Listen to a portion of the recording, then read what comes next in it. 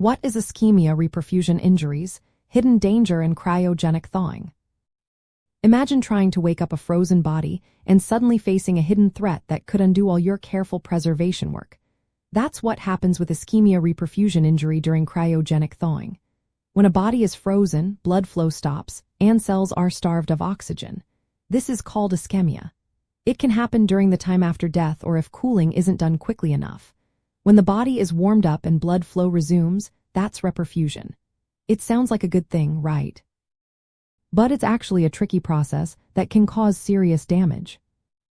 The problem is that when oxygen rushes back into tissues, it triggers a chain reaction. Cells that were already stressed during ischemia try to recover, but damaged parts, especially the mitochondria, start producing harmful chemicals called reactive oxygen species. These chemicals attack cell membranes, DNA, and other structures. This damage can be worse than the original oxygen deprivation. So, the very act of restoring blood flow and oxygen can cause cells to die and tissues to break down. This hidden danger is especially important in cryogenic revival because even if the body is perfectly preserved, the thawing process can trigger this injury. If not managed carefully, it can lead to widespread tissue damage that might ruin the whole effort.